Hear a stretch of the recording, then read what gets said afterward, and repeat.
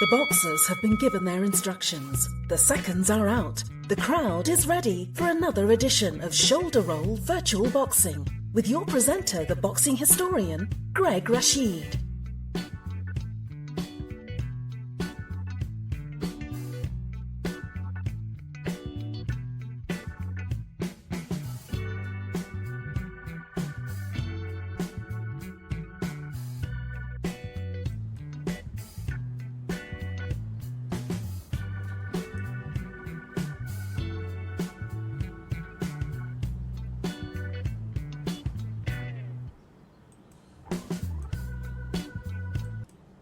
And I want to say Swati Cup to everyone out there. This is Greg Rashid with another edition of the Shoulder Roll Virtual Boxing Podcast. And yes, if you're new to the program, I'm in Bangkok, Thailand, loving retirement, but loving doing the show. Just love doing the show. And I want to thank so many folks all over the world who send in their compliments, who offer suggestions as far as fantasy fights, because we usually do fantasy fights on this program, and also we talk about what's going on in the world boxing currently. But this is a special show, and as I have said in the past, because it's my show, I can do whatever I want with the program. And today I am just so honored to have Tom Shanahan, who's the author of an amazing book. He is on a journey to get people to know about the history of integration of college football in the 1960s. But before we have our interview with Tom, I'm going to have our buddy Knockout Nigel come on, because even though we're not talking about current boxing right now, and we won't do a fantasy fight today, he's going to give you just a under 2-minute history of boxing. And so we're going to have Knockout Nigel talk about that. So take it away, Knockout Nigel. Cheers. This is Knockout Nigel. I would like to tell you a little about the origins of boxing. Boxing is one of the oldest known sports today, with 2,000-year-old depictions on the walls of tombs in Egypt and stone carvings indicating that Sumerians, who lived in what is now Iraq, boxed at least 5,000 years ago. Boxing got its start as an exhausting and brutal spectacle. In ancient Greece, two men would sit face to face with their fists tightly wrapped in strips of tough leather. They would then hit each other until one of them fell to the ground unconscious, or even worse, dead. Roman fighters or gladiators, on the other hand, fought with the primary intent to kill their opponent, wearing leather straps around their fists, plated with metal. However, boxing was soon abolished around 393 AD because it was deemed too savage. Boxing didn't really resurface again until the early 16th century in London. You see, the English aristocracy developed a keen interest in recovering the knowledge and tradition of antiquity, so boxing became a means to handle disputes among the rich. Wealthy patrons would support their pugilists and put large wagers down on their fights. This is actually where the term prize fighters was coined. I hope you enjoyed that brief history of boxing. This is Knockout Nigel, returning you to our Bangkok studio as I prepare to sip some bubbly. Cheers! My God! This bubbly is ghastly. It tastes like it is about 5,000 years old. I tell you, Knockout Nigel and this bubbly, but he is so popular. I mean, he's getting his own fan club on the internet. It's just amazing. But I hope you enjoyed that little history of boxing.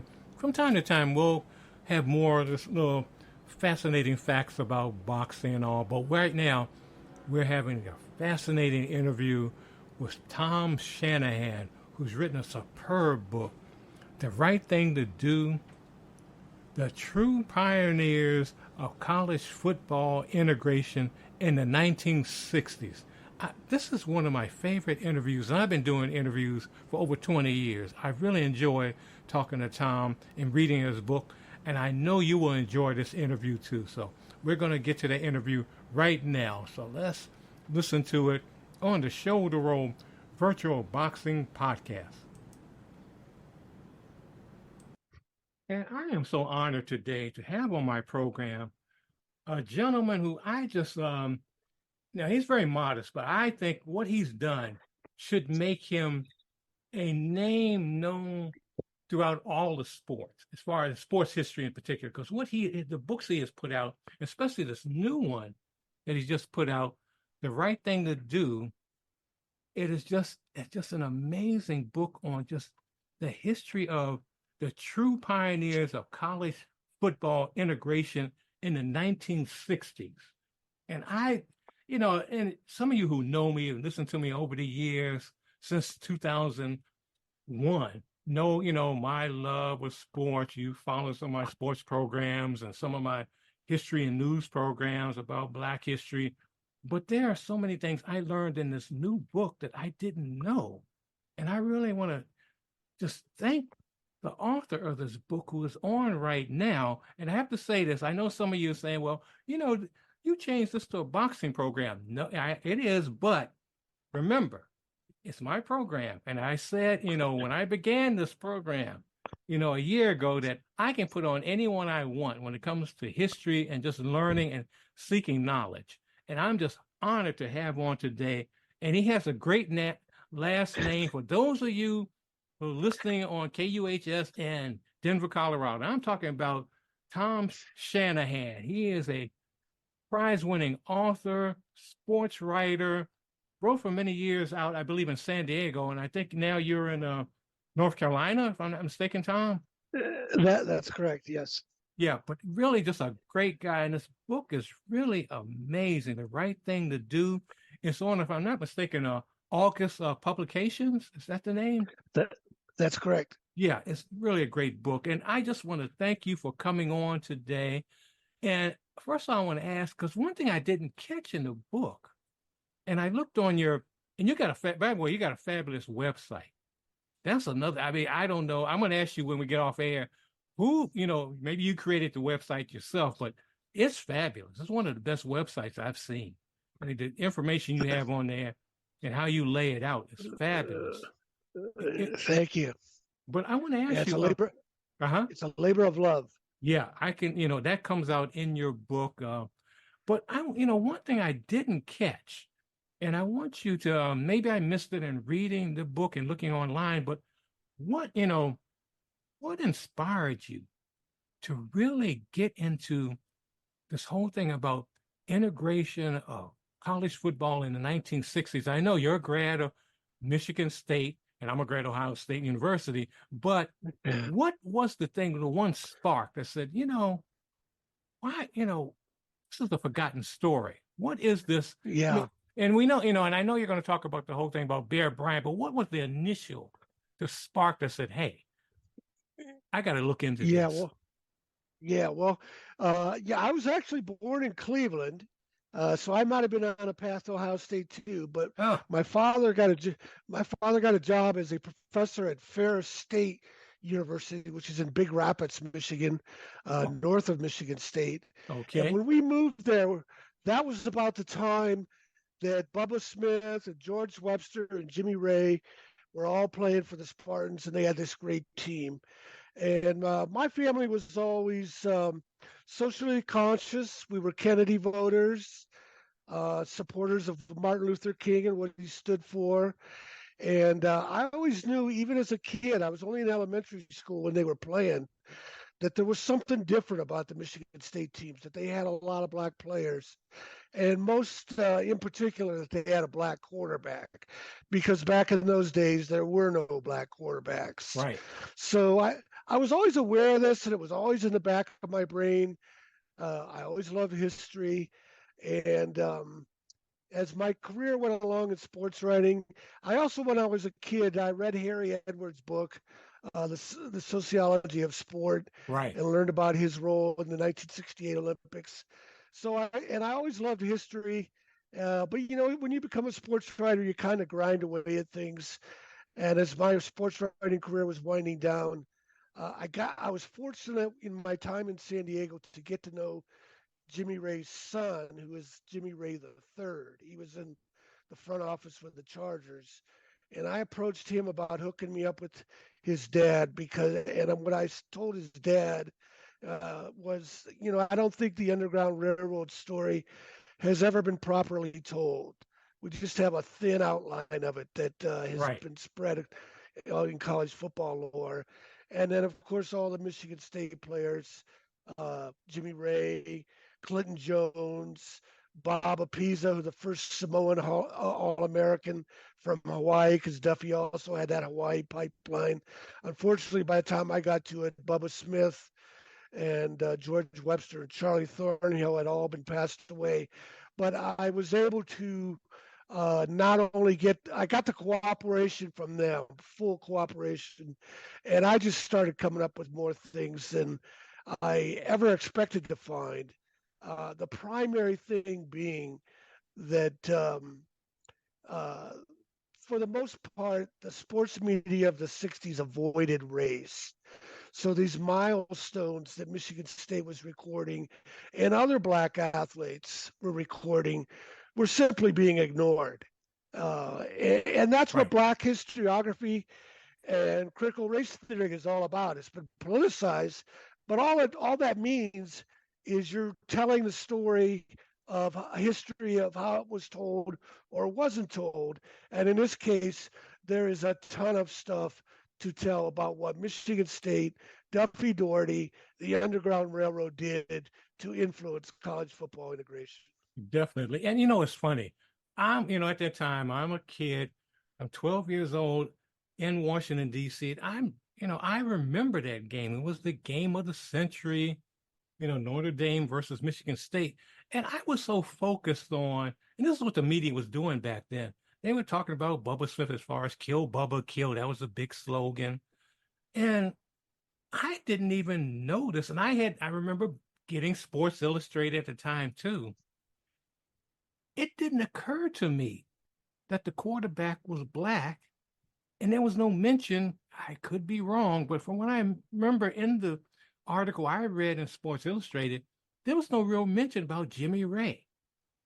Yeah, it was all about absolutely right. Bubba Smith. I was like, man. Yeah. And until I read your right. book, it's like it never occurred to me. Yeah, you're absolutely right. Dan Jenkins was the godfather of college football writing in Sports Illustrated. He covered the game, and his only reference to Jimmy Ray was that he had a thin mustache. So there you go again. They just weren't ready to handle reporting on this change that was going on because Duffy Daugherty was so far ahead of the game. There would maybe be casual references that Bubba Smith was from Beaumont, Texas, but as I explained in my books, there was no illustration. You could see it on the TV screen for yourself, but there was no examination in news reports or sports reports, and shows that here was Michigan State with 20 black players, 11 black starters, 2 black team captains, College Football Hall of Famers George Webster and Clinton Jones, voted by a predominantly white team, and then Jimmy Ray, the South's first black quarterback to win a national title. Meanwhile, Notre Dame only had 1 black player, Alan Page. And that's the way it was back then because, and this is something that I began to put together in my research. In those days, schools didn't want more than a half dozen black players. Right. There was an unwritten quota that they didn't want more than a half dozen for a couple reasons. They were afraid the players couldn't get along in the locker room, and they didn't want to upset their boosters. And the sports media didn't really write about it because they did not want to alienate their advertisers or even their subscribers. So this just went on. And USC is actually a poor example of progress in the 1960s, of a progressive program in the 60s. Right. They only had 5 black players. And when you said that, when I read that in the book, it just like set off a light bulb in me because at the time, again, as a kid, I'm looking at USC, excuse me, and I'm looking at, even during the time of O.J. Simpson, during that same period, I'm assuming, looking at the games on Wide World of Sports on ABC, that this is a predominantly black team. Yeah, and that's because Mike Garrett, the 65 Heisman Trophy winner, and O.J., the 67 Heisman Trophy winner, were scoring all the touchdowns. So that was your impression.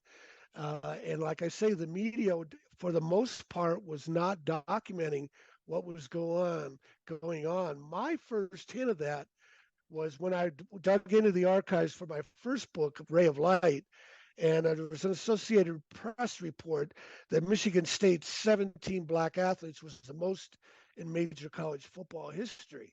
Now, that didn't mean they broke the record of 16 because everybody Right. else was down in single digits. It just meant that this one writer decided he was going to show how different Michigan State was. And the primary difference of why they were different was, well, first of all, Duffy Daugherty didn't care about color. Right. And then Duffy Daugherty would give an undersized black kid like Jimmy Ray, like Sherman Lewis, All American halfback on the 63 team, a chance. Whereas the rest of the schools, if you're only going to take 5 black players, you're going for what we call today the 5-star recruit and OJ Simpson. So that was the reason that Michigan State was so far out ahead. And we didn't really see it until the game of the century, which had a record TV audience of 33 million. That's right.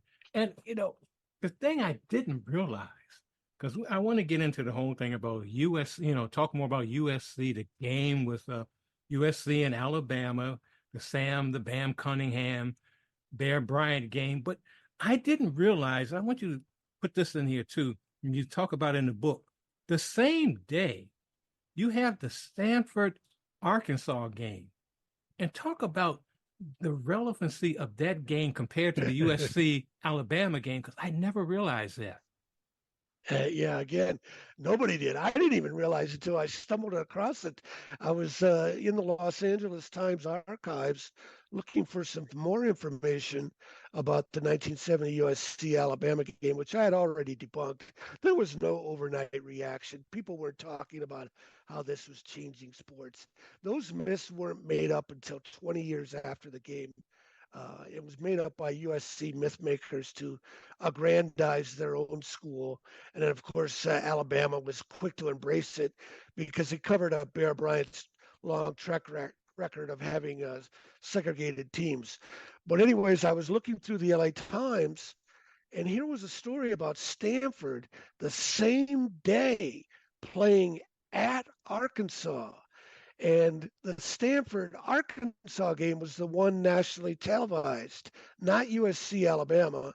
And that's because Stanford had Jim Plunkett as the leading Heisman Trophy Right. candidate, and the Arkansas quarterback was also considered a Heisman candidate, but Arkansas was ranked number 4. And if you remember, they had almost won the national title in '69. So they're coming off a huge season. And that's the game ABC put on TV. That's the game Dan Jenkins went to cover for Sports Illustrated. Nobody paid attention to the USC Alabama game. And in fact, Dan Jenkins, in his Stanford, Arkansas story, talks about John Richardson, the first black player at Arkansas, making his debut, because back in those, he was as a sophomore. Back in those days, freshmen weren't eligible. Well, that's another strike against this USC Alabama myth, because USC didn't sign a black player until 1970. They were behind Arkansas. Actually, they were behind everybody. The Alabama was the 7th of 10 SEC schools to sign a black player. Bear Bryant was at the back of the bus, but he's had the greatest folklore and Right. myth-making machine in the history of sports behind him, and they've completely changed the narrative. And I always thought, in my little mind, I always thought that Bear Bryant, became this pioneer, that he just opened up the SEC, just the South in general. Yeah.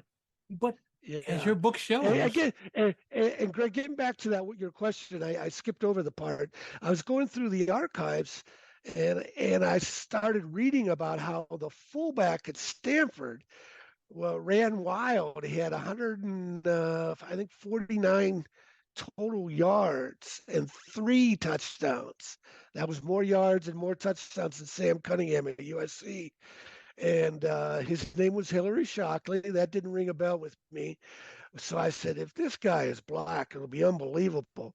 Not only was Hillary Shockley black from a Los Angeles high school, but and he was the fullback, but the tailback was black, a guy from Tacoma, Washington, and then of course Jim Plunkett was Hispanic. So here you had Stanford with an all-minority backfield the same night with a more important performance than USC. But the only thing you hear about is USC, the all minority backfield, Sam Cunningham, Bear Bryant tricking his racist fans by inviting Sam Cunningham to come down and run over his team so that George Wallace would let him, Bear Bryant, recruit black players. Well, George Wallace wasn't even in office in 1970. Yeah, that's He'd been out of office. that's so funny. When I read that, I said, I forgot that. Yeah. And then the other thing is Cunningham wasn't even the starter. It was a guy named Charlie Evans who was a white fullback and who was good enough to go out and play in the NFL. And he doesn't get mentioned in this myth at all. But he also scored a touchdown that night. And it's fun. If anyone's ever been to USC, as far as if not actually attending the school, just visiting the campus, USC is right in the middle of it at the time a black community. It's in Watts, actually. And you would think, I guess that's the assumption, because of that, the assumption would be that, oh, yeah, they have all these black football players there. No. Yeah. Like I was saying, they had 5 black players on their 62 national title team, 7 on their 67 national title teams. And with the population and diversity of Los Angeles, you had to work hard to keep your numbers down that low. Right. I mean, you had to. There's a conscious effort. Here's another insulting thing about USC that they got away with this myth. Showtime did a documentary on the 1970 USC Alabama game that just has wildly inaccurate statements, and but because it's narrated by Tom Selleck, it gets a lot of a veneer of credibility. But early in the film, they talk about Bryce Taylor. Right. USC's first black All-American player in 1925, like an example of USC being ahead of the times.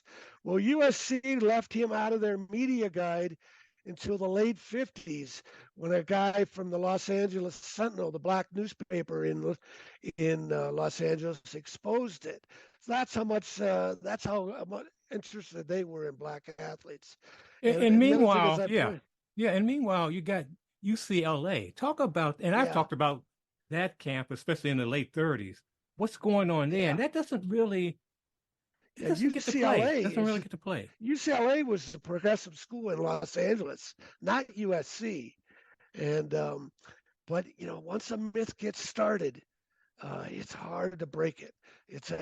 I've talked about this with Hal Raines, the former New York Times executive editor, because he's written a fascinating book that I mentioned on one of my podcasts, where many of the soldiers in Sherman's army that marched into Atlanta were northern Alabamians who, they were for poor northern farmers in Alabama who didn't have slaves, and they were against secession, but they were written out of history a lot like Duffy Daugherty and Michigan State teams have been written out of history by this 1970 USC Alabama myth that favors Bear Bryant.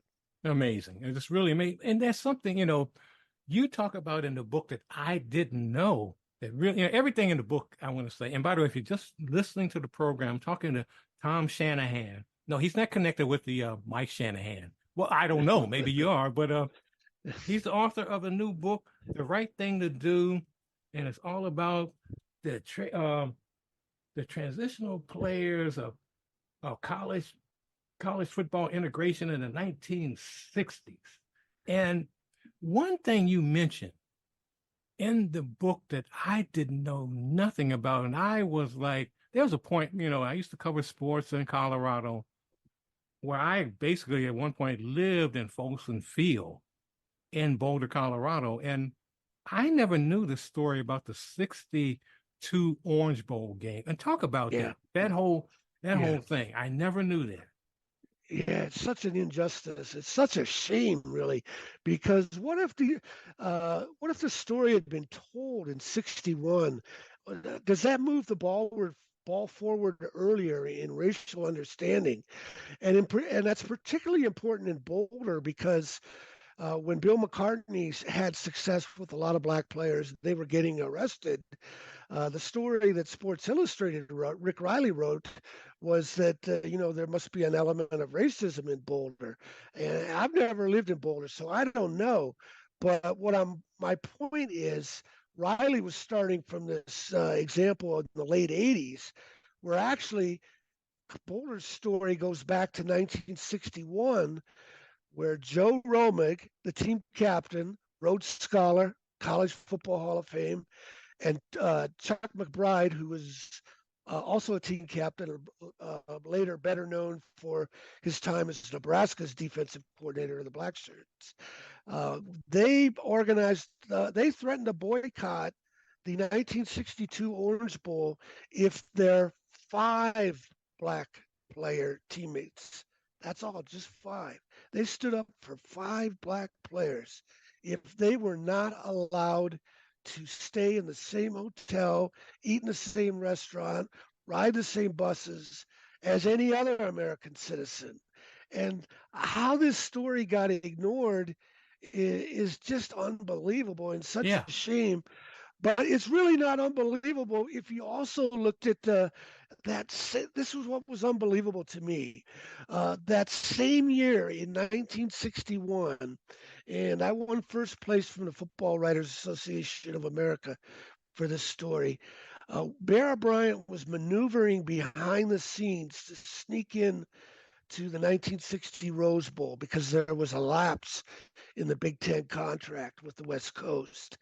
And when UCLA's players, 8 black players, again, more than UCLA's 8 black players, led by Kermit Alexander, got wind of it, they were upset and they threatened to boycott the Rose Bowl. And the point being, Kermit told me that if we can't play on their field in Alabama, why should they be able to play on our field in Pasadena? So this story really, Jim Murray did write about it, and when he exposed it, it blew up Bear Bryant's scheme. But the story has been misconstrued over time because there's a subplot that Ohio State won the Big Ten, and the faculty voted they weren't going to let Ohio State go because they were afraid Woody Hayes was turning Ohio State into a football factory, Right. which is so funny when you think back on it. And the way that story is told to favor Alabama, and it was again when Alabama played in the Rose Bowl against Michigan. I wrote this ahead of time. Watch, this is going to happen. And that's what Alabama people were writing. They wrote that once Ohio State was out of the picture, people started saying, wouldn't it be nice to let Alabama, Bear Bryant, coach in the Rose Bowl since he also played in it? But that's not what happened. Bear Bryant was maneuvering before Ohio State ever clinched the Big Ten title, and the faculty vote wasn't until after the title. So that's all backwards. Bear Bryant was scheming from the beginning, and once the UCLA players, with the help of Jim Murray, exposed it, it blew up. And at the same time, you had this going on with Colorado's magnanimous team standing up for just 5 black players. That can't be emphasized enough. Right. So here's these 2 great moments in racial progress being made in college sports, and the media ignored them all. And the only way I got onto it, I always knew that I got onto the Rose Bowl thing because Jim Murray wrote about it. And when I decided to dig in more to it, that's when I was able to show that the Ohio State timeline and the Bear Bryant maneuvering timeline were overlapped. But anyways, the only reason I found out about Colorado is while I was researching this book, The Right Thing to Do, The True Pioneers of College Football and Integration in the 1960s, I wanted to write more about Bear Bryant's 1970 team losing to integrated teams by lopsided scores, Right. because that's the other part of other part of the 1970 myth that USC made up, that it was such a shock to the Alabama fans. They didn't know what to think.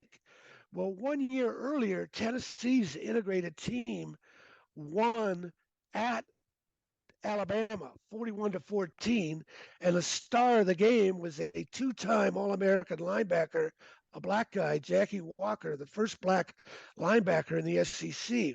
That's in October 69. Then in the Liberty Bowl, 1969 December, Colorado rolled up 47 points. Colorado, of course, being integrated, rolled up 47 points to beat Alabama, 47-33. So I so in essence, the USC is the third team in less than a year to roll up 40 points on Right. Alabama. It was not a shock anymore.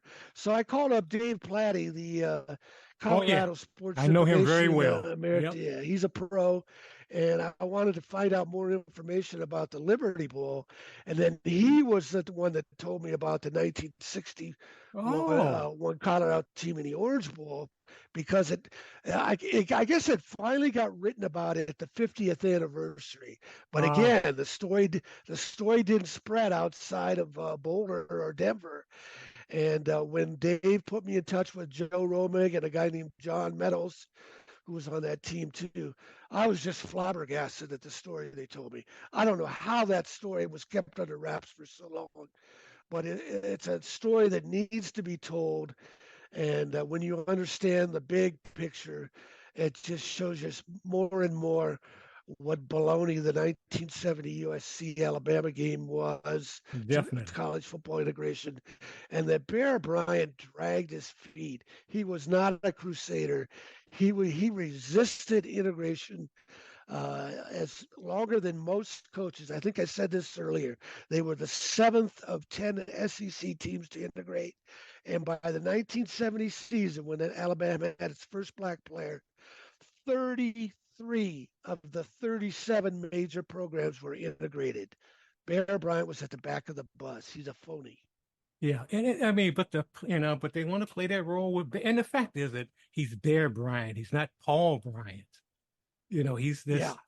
Yeah. For some of the younger listeners that are listening, some folks may know the name. Just think of him when you see pictures of him, this kindly guy in this. Yeah. He knew how to manipulate the media. Yeah. They've treated him as the folksy old bear. And, that's the other thing I'm starting to talk about when I get a chance to appear on a show like this and someone will pay attention to my book, is it's a sports journalism failure, not only in the 1960s that these stories weren't written about and Michigan State wasn't given its proper credit, and guys like Jerry Levias, the first black player at SMU, who played through death threats, and James Owen at Auburn, a year ahead of Alabama integrated. Tennessee, I already mentioned. Bob Grant at Wake Forest in 1964. These are the guys who made the 1970 USC Alabama game possible. And Jerry Levias played through death threats. His teammates were afraid to stand next to him on the sideline. And you're going to tell me that Sam Cunningham running through massive holes of a bad team was the one who spurred integration? Is pure baloney. But the point I was also wanted to make was, not only is it a failure that it wasn't told properly in the 1960s, it's a failure that the Sports Illustrated, ESPN, The Athletic, you name it. Yeah, you name these it. National outlets, they continue to sell the Bear Bryant myth, the Sam Cunningham myth. And I've pitched some of the stories that you see in my book to these national outlets, and they've rejected them. That's amazing. Song and dance. It's amazing on the one hand, but it's like the quote, and you use the quote in the book from the movie, The Man Who Shot Liberty Balance. Yeah. What's more important? Basically. Go print the legend, right? That's right. Forget the facts. But I also, But I also think they're all afraid of Bear Bryant's legacy. They don't want to take it on. And it's a huge legacy. Unfortunately, it is a huge one. I mean, you think about, A wrong one. yeah, and I mean, there have been movies, I mean, besides documentaries out now, movies made about him. But Duffy Daugherty, if I'm not mistaken, I don't think there's been a movie. There have been some documentaries, but an actual movie about him, about what he Not did. a movie, not a documentary. No, He's been completely stripped of his throne by these myths that are easy to break apart. You read my book. You read my book. Jack Ebling, who has a Lansing Sports Radio show and has been supportive of my work, he said you have to have a learning disability to read this book and still think Bear Bryant was a hero. that's right. I mean, if you believe that, I got some land, I will sell you some quicksand or something. I'll sell it to you. But one thing you forget, you didn't mention as far as talking about CU. Talk very briefly about who the coach is. But you forgot to mention that. And that's in the book. That's very important. Yeah. Well, that all kind of just tied together. It was an interesting thing. I mentioned about how I learned about it from Dave Plati. I started to realize after I wrote Ray of Light, focused on Jimmy Ray and the 65, 66 teams, because I say that Jimmy Ray is Bubba Smith was the most famous Michigan State player because he was in the police, besides being a legendary football player, he was in the Police Academy movies. George Webster is unquestionably the greatest. Nobody disputes that at Michigan State, even the guys on those 65, 66 teams. But I say in Ray of Light that Jimmy Ray is the most socially significant because he broke down barriers as a black quarterback and then as a black coach. Although he didn't get his chance as a head coach, he was still a mentor to many black coaches. He was only the second black coordinator in the NFL in 1983 with the Los Angeles Rams. And Tony Dungy on down looks up to Jimmy Ray as a mentor. But anyways, as I did all that research, later I started to realize that Duffy's first staff was in 1954 when he was named head coach. On that staff was Dan Devine, Bob Devaney, Bill Yeoman, and then Sonny Grandelius, who went off to Colorado. And I started to realize that all of these guys at the schools they went to followed Duffy's blueprint of ignoring the quota limitations of the time. So that meant Dan Devine was recruiting more black players at Arizona State. And when he left for Missouri, he had brought with him Frank Cush, another Michigan State man. Right. He was a player on those Duffy Daugherty Biggie Munn teams. And Frank continued what Dan started.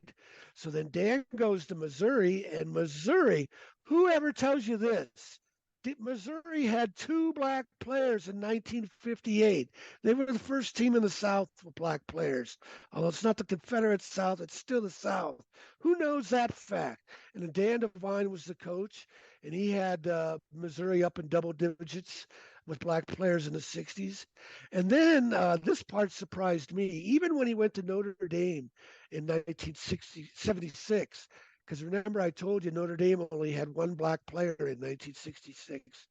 And when Dan Devine's first full recruiting class was 1976, he had 10 black players. One of them was Vegas Ferguson. They're all American. Right. And Vegas Ferguson helped me with the research on this because Notre Dame Sports Information Department only helps national outlets. They're not very helpful. Really? But anyways, oh yeah. That's a story in itself. Yeah, that's another story. It wasn't that way when Roger Baldessari was there in the era Parsegian ways, but it is now. They don't even return your calls. So anyways, Vegas was happy to help me. I like to say he's the first All-American who's ever worked for me. He went through all the information because he had always been thinking about it himself. And the 10 black players in his recruiting class, his freshman class, was the most in Notre Dame history under Dan Devine. Bob Devaney goes to Wyoming, recruits their first black players. Then he moves on to Nebraska, and he recruits a fully integrated team in Nebraska, wins 2 national titles. Bill Yeoman goes down to Houston, desegregates Houston with Warren McVay in 1964. And then in addition to that, and then Sonny Grandilis, I mentioned, went to Colorado. In addition to those guys, Earl Edwards had coached with Duffy and Biggie Munn before he went off to North Carolina State. He desegregated NC State's program. And then one final name, Chuck Fairbanks, who, like Frank Kush, played on the Biggie Munn, Duffy Doherty teams. He was the head coach at Oklahoma. And all these guys are dead, so I was able to talk to like their sons and things. But Barry Switzer was Fairbanks's offensive coordinator, and so I was able to talk to him. And Barry said that he and Chuck were of the same mindset because Oklahoma's coach had died suddenly from a heart attack, and Chuck was promoted to head coach. And at the time, they had, I think, maybe 3, 4, 5 at the most black players. And Barry Switzer told me that he and Chuck were of the same mindset. They were going to recruit as many black players as they wanted at any position, and that's what Oklahoma did. So then next, you have the 1971 game of the century, Oklahoma and Nebraska, and Duffy Doherty's fingerprints are on those because Devaney was a Duffy assistant, and Chuck Fairbanks was influenced by Duffy Doherty. I mean, yeah, it's just so amazing. It just goes on and on and on. And you don't, and it's a shame that people will talk about the coaching tree of Bill Parcells in sports or Bear Bryant, their coaching tree. They'll talk about Mike Shanahan's coaching tree, but you never hear about Duffy Doherty's and his relationship to so many schools, including CU, Colorado University. And, Tom, I could talk to you about this all day. I mean, I got to get you back on. I got to get you back on to talk about the children's book you have. I got to check that out. About the underground. Yeah. I had to check that out. But what do you want people to get out of the book? What is your main? What was your main goal? I want people to honor the true pioneers. They're the ones who have been shoved into the shadows. Not just shoved into the shadows, but shoved into the shadows by fiction, deliberate fiction made up by USC people and embraced by Alabama people to hide Bear Bryant's dismal record on integration. And these black players, not just Duffy Doherty and the Michigan State teams and the Duffy Doherty coaching tree. It's not just them, because what Michigan State was doing helped push open doors in the South because it was running parallel to what Martin Luther King was doing. So you had your first black players at Kentucky in 66, Tennessee in 67, Wake Forest in 1964. Houston with Warren McVeigh in 1964. And again, I like to say this as many times as I can. Auburn, 1969, 1 year before Bear Bryant in Alabama. The big excuse for Bear Bryant apologists. Oh, Bear Bryant couldn't sign a black player, or else George Wallace would have fired him. Well, nobody fired Auburn's coach, Shug Jordan, and he was a year ahead of Bryant. That's right. And as I mentioned earlier about Jerry Levias, had the FBI escorting him to and from the locker room because they deemed the one death threat against TCU to be credible.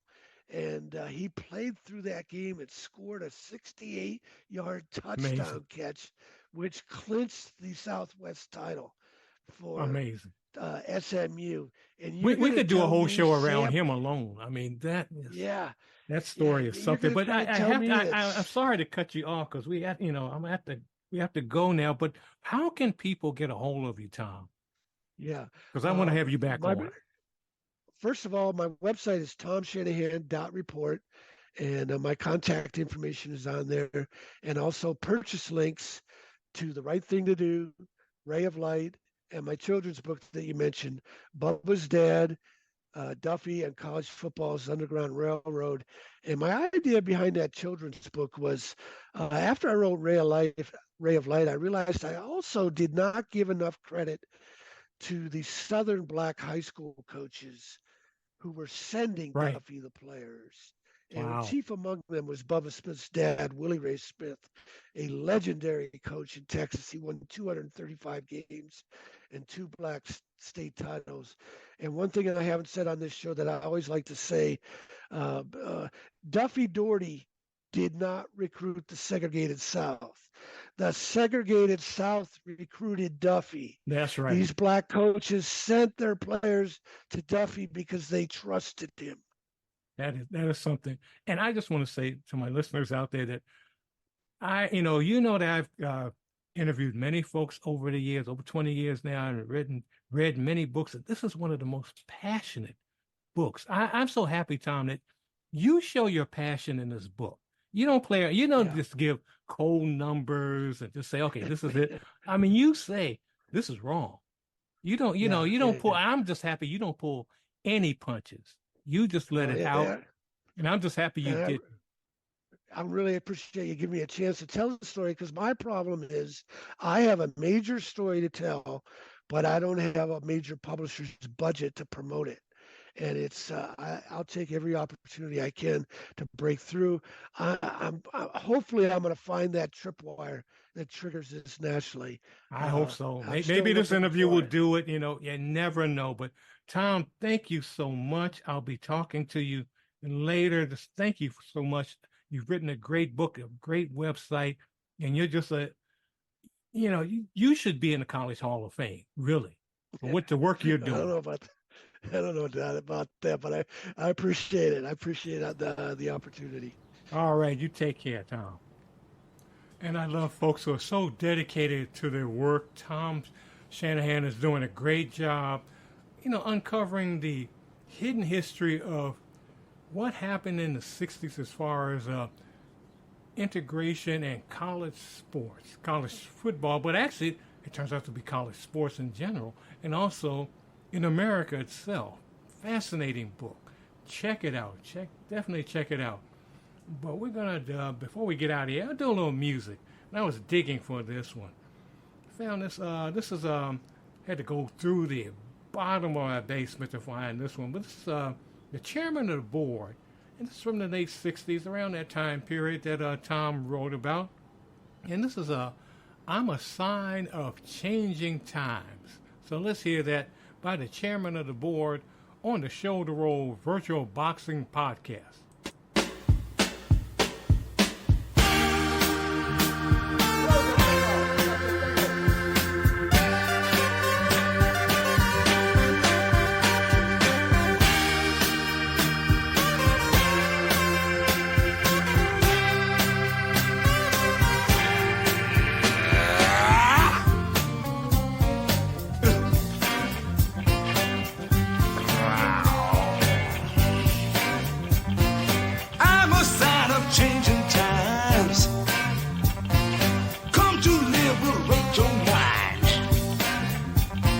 Forget the way things used to be.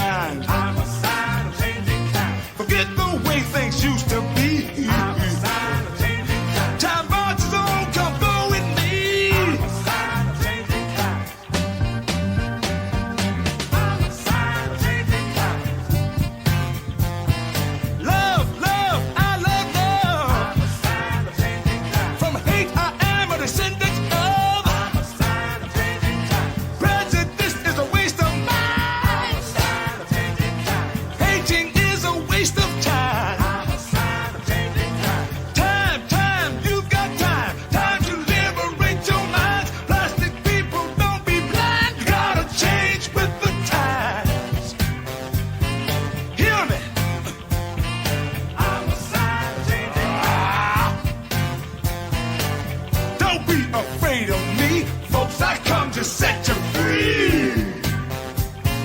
I'm a sign of changing time. I'm a sign of changing time. Truth is the light, why can't you see? I am the way things ought to be. I'm a sign of changing times. Come to liberate your mind. Forget the way things used to be. Time marks on, come go with me. I'm a sign of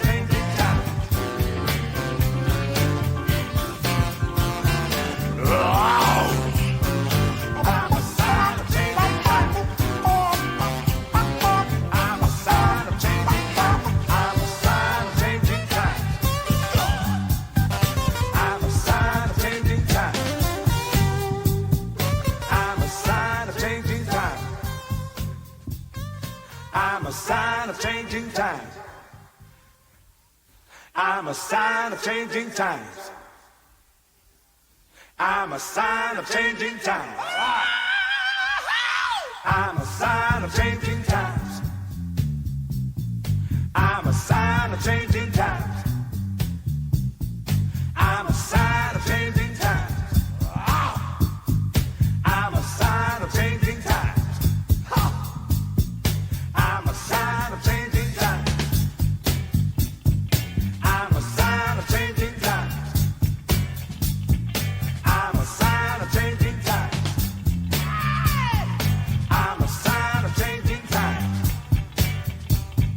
I'm a sign of changing times. Shucks. I'm a sign of changing times. I'm a sign of changing times. Shucks. I'm a sign of changing times. If you want to be free, I'm a sign of changing times. I'm a sign of changing times.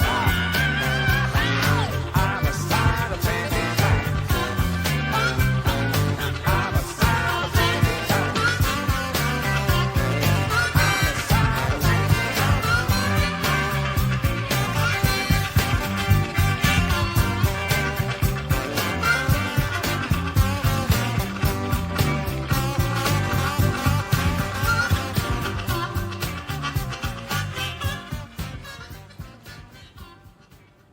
Boy, I'm got so dirty here going through the basement trying to find that one, but I hope you enjoyed that.